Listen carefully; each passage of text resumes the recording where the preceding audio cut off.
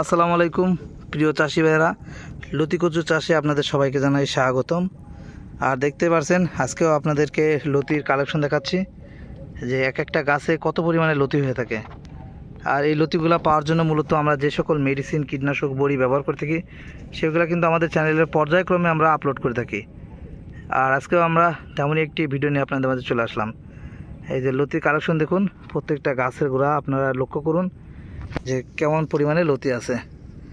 আর এই লতিগুলা পাওয়ার জন্য অনেকেই অনেক তপস্যা করে যে ভাই আপনাদের মতন লতি কিভাবে আমরা বানাবো। তো মূলত যে চাষ করলে হবে না, শুধু সার দিলেই হবে না, আমাদের যেরকম ভাতের পাশাপাশি বিভিন্ন আইটেমের তরকারির দরকার শরীরের জন্য, গাছেরও এরকম খাদ্যের দরকার, ভিটামিন দরকার। এবং এই সকল ভিটামিনগুলা আপনারা ব্যবহার করবেন, তাহলে আপনারাও আমাদের মতন এই যে লতি দেখতে পাচ্ছেন যে বড় বড় লতি বানাইতে পারবেন। তো তার জন্য আমরা দেখতে পাচ্ছেন বড়ি ব্যবহার করি বারন্ত, একটা বড়ি আর একটা পাউডার।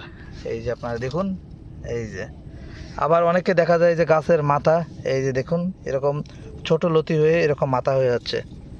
এরকম যদি মাথা হয়ে যায় আপনারা কি করবেন, এই মাথাটাকে আপনারা ভেঙে দেবেন, এই যে বা কাঁচি দিয়ে কেটে দেবেন। কেটে দেওয়ার পরে ওখান থেকে আরও লতি বের হবে। পাশাপাশি দেখেন আরও একটা আছে, এইগুলো কিন্তু মাথা ভেঙে দেওয়া। তারপরে দেখবেন যে পুনরায় আবার লতি হবে এবং এই লতিগুলো এরকম বড় হবে। এই যে দেখুন, তার জন্য অবশ্যই আপনাদের বারন্তটা ব্যবহার করতে হবে। এই যে দেখুন বারন্ত একটা আছে বড়ি আর একটা আছে পাউডার। তো যদি আপনারা এই সকল বারন্ত বড়ি পাউডার না পান সেই ক্ষেত্রে আমাদের সাথে যোগাযোগ করবেন, আমরাও আপনাদেরকে পাঠিয়ে দেবো, কোনো সমস্যা নাই। আমরা লতি কচুর চারা বিক্রয়ের পাশাপাশি যারা কীটনাশক পাচ্ছেন না তারা আমাদের সাথে যোগাযোগ করতে পারেন, আমরা কীটনাশকও আপনাদেরকে পাঠিয়ে দেব।